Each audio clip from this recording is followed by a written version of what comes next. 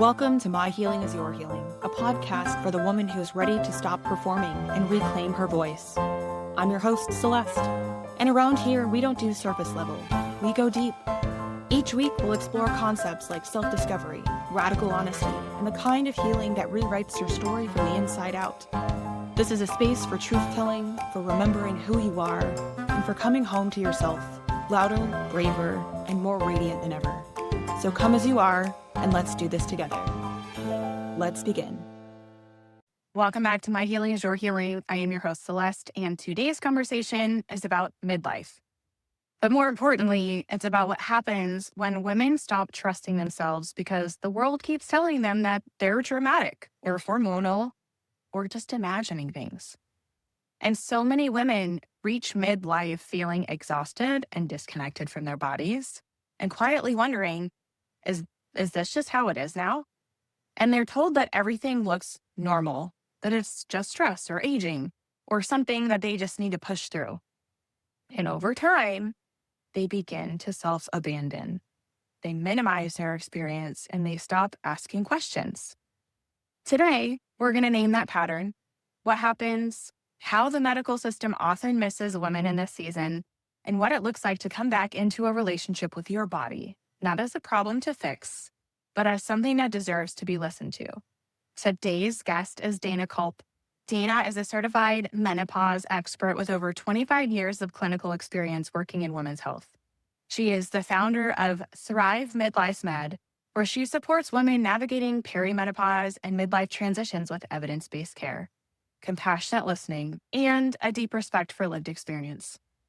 After navigating her own perimenopause journey and feeling those gaps in traditional healthcare firsthand, Dana shifted her work towards helping women reclaim their trust in their own bodies instead of feeling dismissed or minimized or told that it's just part of aging. Her work focuses on bridging the space between medical knowledge and real-life experience. She helps women understand what's happening hormonally, emotionally, and neurologically during midlife, while also restoring a sense of agency and self-trust in the system that too often overlooks them. So let's dig in. Welcome, Dana. Thanks so much for being here. Thank you so much for having me. I'm excited to dig into this. All right, so I want to start big picture with you. You obviously have a story to tell of your own, which I want to start with a little bit, but I also want to see, really dig into the misunderstanding and what was dismissed for you in your life. When I started my journey? Yes, on your journey. A couple of things, and they're big things, and they seem to be very common. One is misunderstanding of symptoms and things that can be happening to a woman that's related to hormones, as opposed to just, life. So that's the first thing, and that I think can be come from both sides of the equation, from the woman, who then is now trying to be a patient in the provider's office, and on the provider's part as well. I think a lot of times women don't recognize symptoms for potentially what they could be related to. And I definitely know the vast majority of providers are not trained in this specialty and don't look at a woman through that lens. So that's the first thing. And the second is just that feeling of being dismissed and sent away.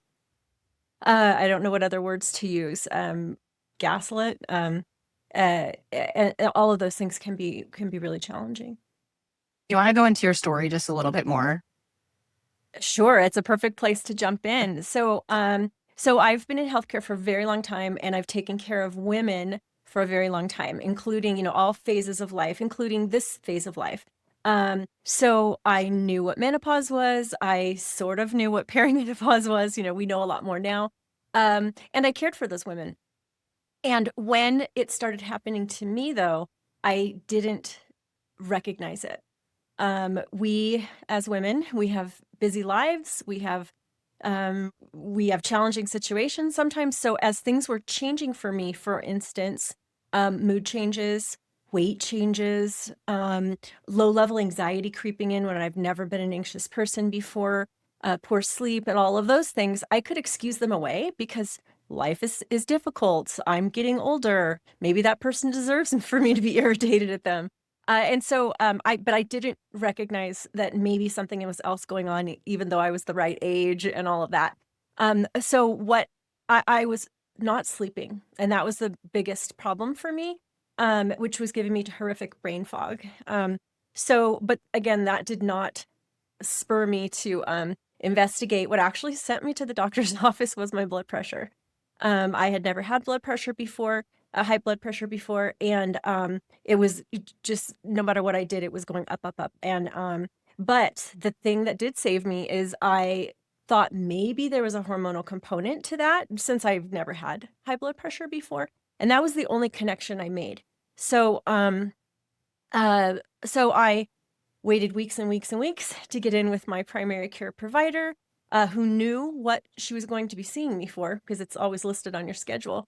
I got to the appointment feeling so happy and so hopeful, like I'm going to have a relief, here pretty soon, so I can sleep and get my blood pressure down. And she just told me she did not know anything about hormones. She was uncomfortable in this having this conversation, and she could not help me. And by the way, here's some blood pressure medicine.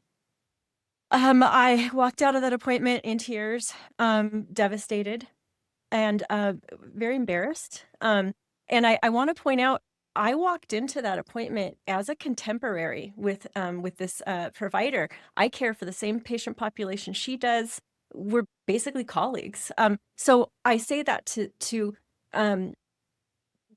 let you know that I had a language to have this conversation. I have a sense of empowerment because her and I speak the same language. I know how to advocate for myself. And I went in kind of asking for what I wanted. And to be dismissed in that way, that started me thinking about what all the women must go through that are not on that even playing field when they go to their doctor's office. So from there, I ended up at a OBGYN's office, and because aren't they the ones who take care of women? Well, guess what? And it's not their fault, but they have also mostly not been trained in this space. They take care of mostly women in their reproductive years. So I waited for that appointment. I showed up. You have your few minutes with your new provider. She gave me a prescription for some pills and hormone replacement therapy pills. And I happily took them, and I did start to feel better, which I was so grateful for. But I learned very, very soon thereafter that that was very, very outdated care that she had given me, that nobody prescribes that medicine anymore because of safety concerns. So that was a little distressing, and it sent me to the third provider, who was a very highly regarded OBGYN at Stanford. But unfortunately, the same thing happened. I showed up at that appointment, and she had a one-size-fits-all approach to, here, this is how we're going to change your therapy. And I said, well, let's talk about this, and what do you think about that? And I might want to try this. And she said, absolutely not. And sent me on my way. And then that's when everything changed for me.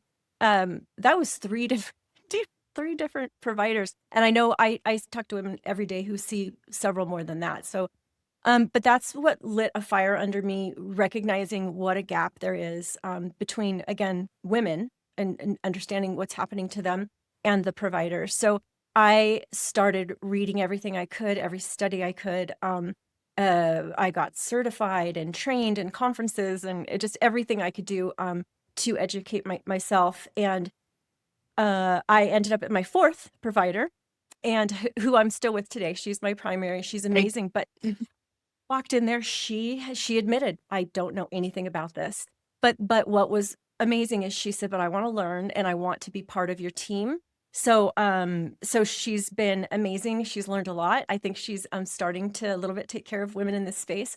But that is my experience, is what actually drove me to start my practice. In my I've taken care of primary care and people, across the lifespan, and males and females, but I decided to completely focus on women in this stage of life, perimenopause and menopause.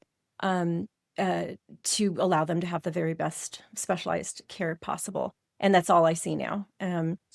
And my practice right now is California and Nevada via telehealth services, and we're quickly expanding across the country east,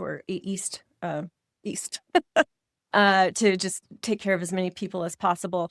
But there's only so many hours in the day, so I also do a lot of educating because I want women to have this, be allowed this conversation, be educated, and be empowered to go to see their providers and have these conversations. I love that. One question for you. When you Yes. finally had that last doctor tell you, I want to help you and I want to be part of your team, even though I don't know any of this, I want to help you get answers. How did that finally feel? Validating, to not be dismissed. And this is very real. It can be devastating to a woman when these changes happen and they're not supported.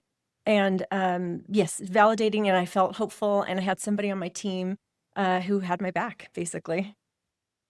I have gone through kind of a similar journey as you. And it's intriguing to me because I lived in Phoenix. So it was like a bigger city and you had access to some really great doctors. And I wonder, like, it must just be so disheartening to live in a place that doesn't have access to a lot of those larger doctors, because I had a fibroid that was causing me to bleed excessively, which for the past 10 years has just been absolutely terrible. And every single time that it would get to a point where I had to go to the ER, they'd be like, well, we'll take your $600, but we can't do anything for you. We'll do a blood test and then you can go home, right? And I would leave feeling like I can't even function.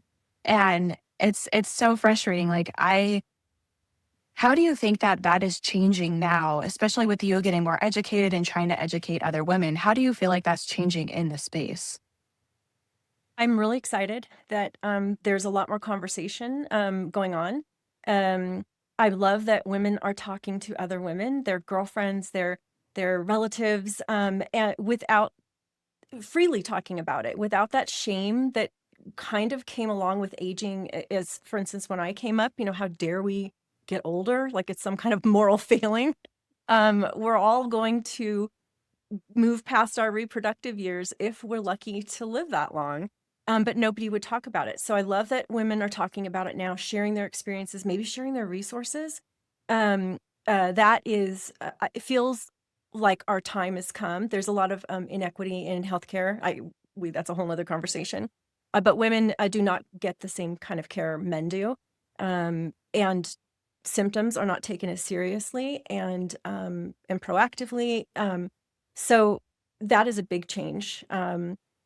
There's still a lot of work to do.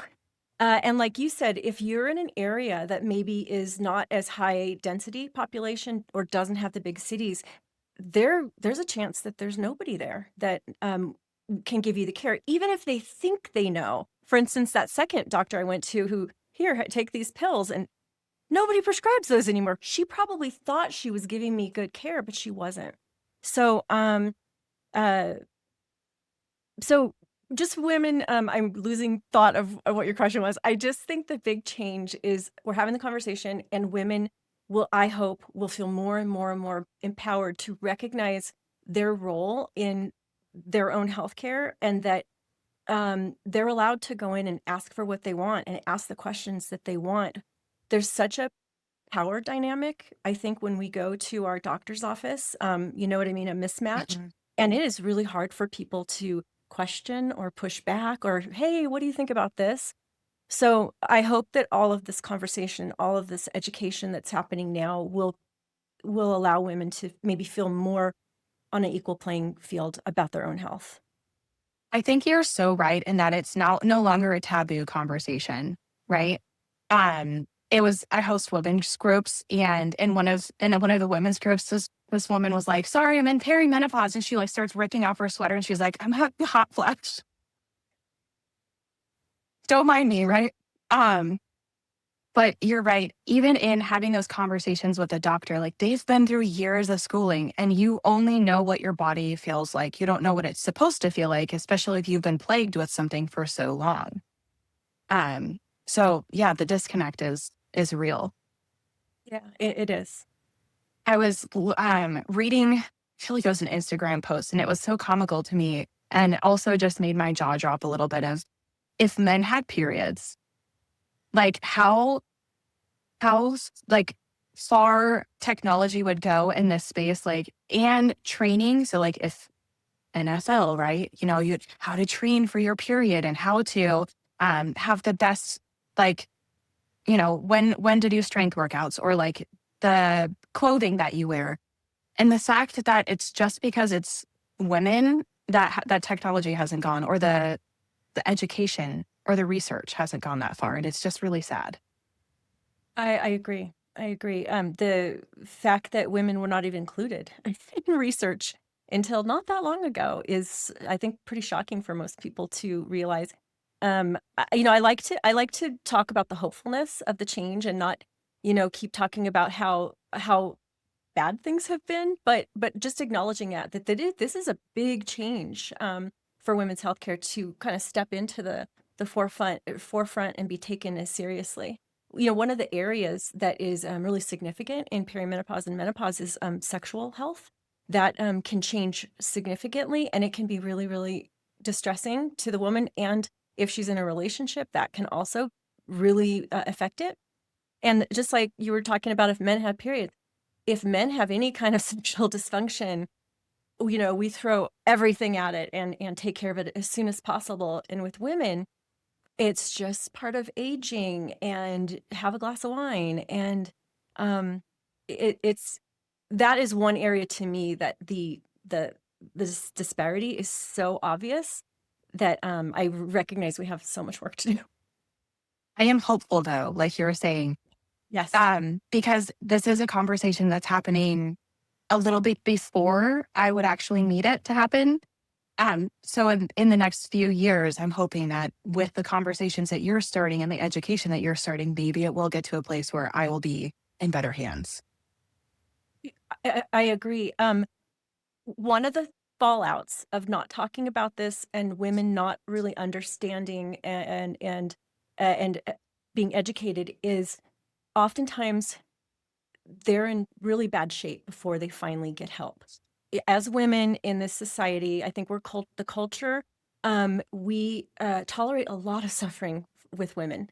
It's just the way it is. I don't know why it is, but and as women, I think we're socialized to, if I just try harder, if I just do better, if I just do more, and all of a sudden it's you can't do anything more because there's nothing you did wrong. And so by the time women come to me, more often than not, they're in pretty bad shape. Maybe their relationships are struggling, their mental health, maybe they're considering leaving the workforce because they can't the fog, they can't manage their jobs. They don't want to speak up in a meeting because what if they lose their train of thought in front of their boss? These are real. So they finally come with in pretty bad shape. And so women in your generation, if things start changing, maybe they'll say, "Oh, there's a possibility it could be this." Um, and that's going to make all the difference. And then the suffering doesn't have to happen, which then just affects it affects us inside, and it affects everything outside of us.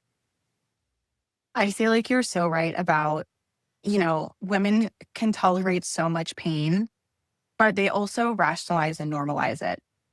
Yeah. And yeah. And so the point that they actually speak up and go get help it's not the point of no return, but it is this point where it's just like, I have done everything that I could possibly do and I'm seeking help. And then when you tell me that you can't help me, like, the world is over. Right, right. And oftentimes, because of the way Western medicine is, um, by that point, now they have been prescribed a sleeping pill and an antidepressant and maybe an anxiety pill, maybe something for new ADD. And but they still don't feel like themselves. And so there can be a real sense of desperation. Throwing everything at it and it's still on fire. Yep. We treat symptoms in this medical model in the States. as opposed to, and I'm generalizing, of course, there's great providers out there, but just in general, we treat this, you come in, you have a complaint, we treat the symptom, as opposed to taking a little bit more time and looking a little further upstream to see if something else could be causing this. Yeah, I really like that thought. So this is kind of going along with our conversation, but one of the questions that I had put together for us. A lot of women, like you say, feel like they're being dramatic or are just a part of aging, right? Why do you think that is so quickly to be internalized? Because we're taught to be nice and get along and not complain, and work really, really hard. And if it's not good enough, work a little harder. And I just think that's, I think just women, just our nature, being the nurturers and the helpers, the juggling of many things, people, and then our culture. So we do internalize it in that way. And when we can't keep the ship straight or whatever saying, you want to use, we blame ourselves. So there's not even that leap to like asking for help. It's really just go, go, go, and then blame. Correct. That's what I see, and what I have experienced myself. That's rough. Okay, so with the rise of social media, how do you feel like, or is there something that you do right now, that the message can get out before women start feeling like they can't ask for help, or like kind of nudging them to ask for help? I think conversations like we're having today, just talking about it, normalizing the conversation. Again, every woman who lives long enough is going to go through this, and maybe it'll be kind of easy, and maybe it will really be dramatic and traumatic. Not every woman is going to have a baby, and not every, all the other phases of our reproduction, but our ovaries are all gonna wear out if we're lucky enough to live that long. So normalizing that conversation that this is part of the path. And I think what you do for women is a great place. There's so many great people talking about this. Social media, there's some very big voices talking about this. The ones I specifically lean toward are the medical folks. Just because they relate what they're saying to with the actual data. I love that movie stars and influencers are talking about this too, but sometimes I worry, are they trying to sell me something? But there's a lot of great voices out there normalizing the conversation and having a woman see herself through that lens, of how much hormones do impact us, our whole lives, and just as much as we move along in the decades. It's crazy to me because that was kind of the first thing that they did was throw hormones at me. But also the fact that, when you're my age and you've grown up since you were 16 on birth control, so it was like 20 or 30 years on birth control. And they're like, here, have some hormones. So you don't really know what life feels like when you're off of them. And I finally am not on hormones anymore. And life is weird, but we're getting to a place where it's normal. Interesting. Do you mind if I take a little side street? Because I Yeah. think that this, back to what people might not know, may not understand, and how important this is. So birth control pills, how common is that? The vast majority of women take birth control pills. By the way, we never think twice about it, risks and all. I mean, maybe a tiny bit, but you know what I'm saying. We give them out for acne, and we give them out for all kinds of things, starting with a female being quite young. But one thing that I want to leave women with that most people don't understand, so back to that hopeful piece, birth control pills are synthetic hormones, as opposed to what we use for, menopausal hormone treatment, at least the people who are, doing the best evidence-based care. So birth control pills are synthetic, and they're quite a bit higher dose than menopausal hormone therapy. So a woman that really did not enjoy being on birth control pills, weight gain, moods, there can be a lot of problems with those. That doesn't mean she's going to have a negative experience if, as she gets older and wants to look into hormonal replacement therapy. This difference between synthetic and what we use now can really, they really affect us a lot different. if whenever possible, we usually use what's called bioidentical hormone replacements, which is body identical. It's the molecules that our body recognizes as our own.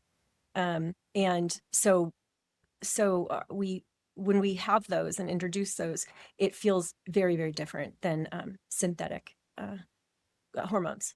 Fascinating. Why don't they do that for birth control? Their doses aren't high enough. Birth Okay. control pills, what they are designed to do is basically take over your entire reproductive cycle. They hijack it, and menopausal hormone replacement therapy is much, much lower doses. It will not protect you from pregnancy, and it does not hijack your own cycle. Fascinating.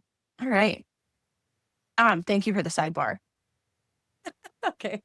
Well, because it sounds like you didn't enjoy being on birth control pills, and a lot of women have that experience. So I like to point that out whenever I can. Well, I mean, when you've gone through, what is it, birth control and like the arm thing and then an IUD and then like multiple different types of pills to try and get rid of the bleeding, it's too much. Yeah, I Yeah. agree. Okay. So you've lived this from both sides as the patient and the provider. What changes when you're in the one in the body asking for help? What changes? Yeah. I know we kind of talked about this at the beginning, but like between the provider and the patient, because obviously providers also go through this too. Do you feel like they're having a similar situation or like epiphany as you are, where they're like, wow, there is something that's broken? I think for the vast majority, they don't see it until it happens to them. In our society, if anybody ever talked about menopause, it's always the joke, ha ha ha, hot flashes. And it kind of seems like, oh well, if I mean, you know what I mean? It just seems like kind of an annoyance, and we make jokes of it, the tearing off of the clothes and the, fanning yourselves. But, it seems kind of innocuous, obviously it's annoying. So I would submit that the female providers, don't, unless they have somebody in their life who's really shares with them their experience, I don't think they really know until it happens to them. And then of course the males, they might be able to observe it in the people that they care about, but that's not happening to them. This is like obviously very real to each person that's going through it. Do you feel like the symptoms are variable, or do you think that some people have it way, way worse? Like, do you feel like yours was mild or an extremer case? That is so interesting. Well, first of all, it's our own perception.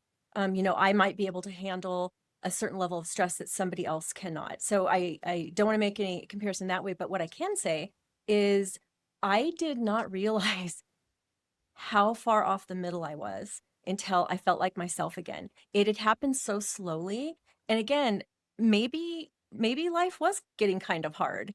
It turns out I just didn't have the resiliency anymore to handle things, and the mood changes and the brain fog and all of that. So it wasn't until I got to the other side and I had my hormones balanced and the lights came on and the music was playing again and my joy came back, that I could see that poor woman, myself, how much I was not myself and was not managing my life the way I had before.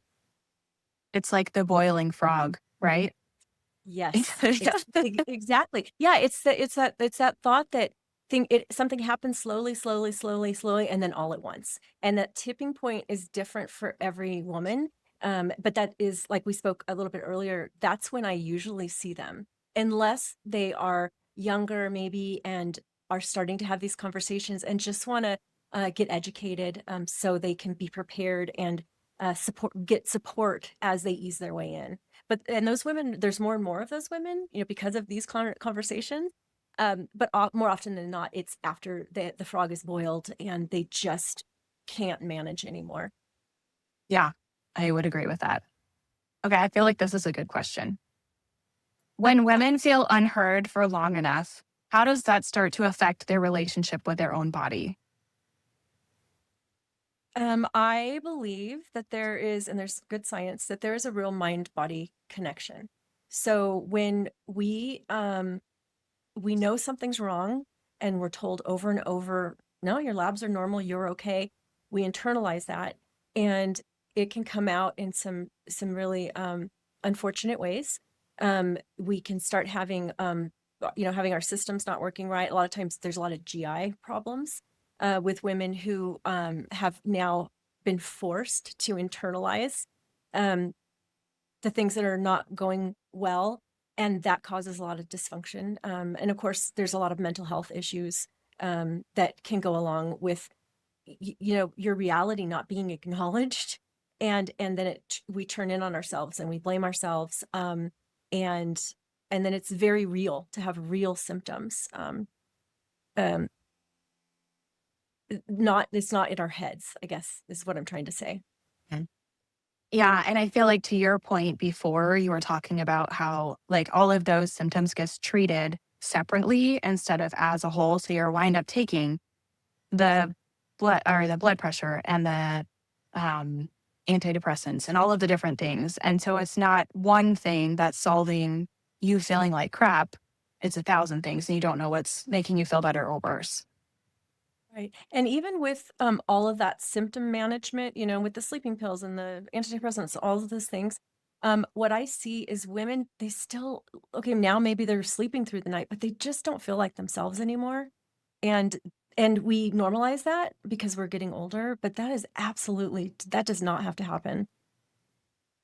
Well, okay. And here's the flip side to the question too, is like you constantly look at yourself every single day in the mirror, right? And there are these small changes. Are there like, as you're going through this process and you're feeling unheard or gaslit, and you're noticing all of these changes in your body and how you're feeling, how does that start to affect like your relationship and treating yourself? Because I know, so I had to get a hysterectomy in October because of all of this. And I now am like dealing with the aftermath of inflammation and just trying to gain back a semblance of who am I? And like, this body isn't necessarily me, but I still have to live with it. And there's like that disconnect. And it's not shame, but it's like, I didn't listen for so long. And now I don't feel like myself.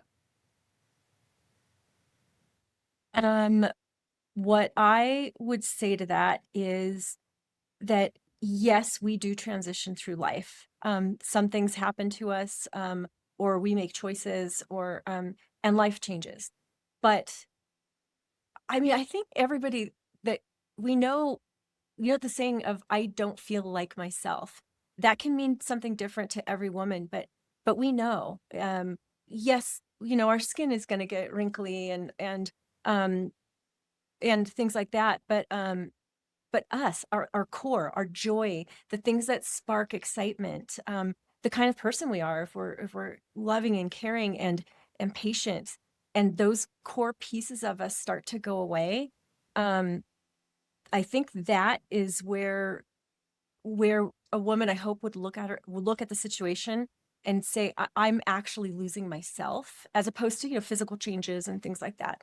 And that is when maybe she should reach out to a specialist to look at other things that could be making her feel that way. I think you put that well, losing a sense of yourself. And because it's not you that's necessarily changing, it is the way that your body is making you feel because you have an identity, right? But when something is causing that disruption, that's when you know that there's something you have to go get checked out. Well, I hope so. That's where the education comes. And back to the very beginning of our conversation, we just think if we try harder, we work harder, don't complain, and that somehow it's something either we did or that we can control. But and maybe that's true, but it's worth looking into, because fighting life with one arm tied behind your back is a really tough way to go. Yeah, absolutely. And let's see here. So there's a lot of shame around not recognizing yourself anymore. How do you help women understand that it's not failure, that it's just a transition? It starts with education. It starts with educating a woman of what this process, what is happening. on a physiologic level, how those hormones do impact everything from our moods to our thinking, to how we feel about ourselves. So it starts with that education piece. And then if she says, what can I do about it now that I understand this isn't my fault? This is what can happen. And some women, again, it can be really subtle and not that bad. And other women, it can be really devastating. And so then having the conversation of, well, what can you do about it based on your own personal history, your own personal, genetics and risk factors, and your own personal goals. Not everybody has the same goals. And so understanding all of the options, I think it's a very personal decision how to manage this stage of life. But every woman deserves the conversation. And then together coming up with a plan, as partners, shared decision making, and then following through with it and following up with it, assessing and making sure things are effective and things are going well. So the foundation is understanding and education. So as an educator, then, if there is a woman out there listening to this that is questioning, hey, maybe I am in perimenopause, what types of things should they or could they be looking for? And what kind of education do you have that's either online or written that they can get their hands on to start digging in more? Okay, so lots of symptoms can be related to perimenopause.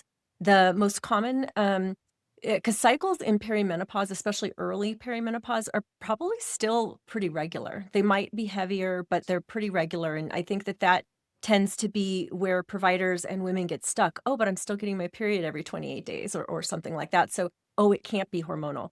But that is not the case. So mood changes, sleep is usually the first thing that starts to be bothersome, and weight changes. That's right up there with the most common, gaining weight, especially in the midsection when you're not doing anything different. So now I'm going to try to eat less and exercise more, and it's still not moving the needle. That can be an indication, although there can always be two things going on at the same time. So, having some decent labs done to make sure there isn't something else going on. And then dryness, some sexual changes can start happening at that time. And I think I already said mood changes. But a really good place to start is not getting overwhelmed with Googling things. But for instance, on my website, I have a perimenopause quiz. It takes a couple of minutes and checking some boxes. And that can be like a real aha moment, like, oh, maybe it really is this. Because I think a lot of women don't think of the age when this actually can start happening as that it would start happening so young. So the average age of menopause in the United States, it's a little bit different in different countries, is 51. So 80% of women will go into menopause, 12 consecutive months without a period between the ages of 45 and 55. So that's a big range. And then there's some, before 45, and then there's some after. Perimenopause is, or can be, about 10 years before your final period. So if you're the 45-year-old, now we're looking at the mid 30s, which seems exceedingly young, I know, but the changes do happen. The more dramatic symptoms often are a little bit later, but that it starts happening. So understanding, seeing yourself through that lens, that it could be that. And a perimenopause quiz is a great place to start. Well, that's fascinating because I might actually go take it. I am actually in that age bracket, so that is way earlier than I thought. I think most people are really surprised, but that's where I'm so excited that people are talking about it. It's not just for your mom and your grandma. We're changing our whole lives, and the hormonal chaos can start a lot younger than you think. We're all human, and that's something that I feel like we don't want to admit to ourselves sometimes. That we always think that thing isn't going to happen to us until it shows up one day. So I really appreciate you educating us. I think that's a universal feeling. We all think that's never going to happen to us, especially getting older. Oh my gosh, don't talk to me about it. No more gray hairs, please. Well, thank you so much for being here today. I am really glad that we had this conversation, and I really hope that it helps a lot of other women. We'll put your website down in the show notes so everyone can go take the quiz. Awesome. Well, I was so thrilled to be invited on your podcast. I love what you do for women, and thank you. This conversation is a reminder that so many women are not broken, dramatic, or failing at being in their midlife. They're just responding to change in a system that was not built fully to see them. So if this episode resonated for you, let it be an invitation to listen to yourself a little bit more closely, to question those narratives that ask you to shrink or silence your own experience, and to remember that coming home to your body is not something that you earn. It's something that you allow and you practice it every day. Until next time, keep showing up, keep growing, and remember, you are never meant to dim your light. Thanks for tuning in and being here, for healing out loud, and for walking this path beside me. If this episode cracked something open or helped you remember a part of yourself, pass it on and share it with someone you love. For more support, free resources, or the next steps to your journey, head over to my website, myhealingisyourhealing.com. And if you loved today's conversation, subscribe, rate, and leave a review. Your words help this space grow and help more women find their way home to themselves. If I was your muse today, then my healing is your healing. Until next time.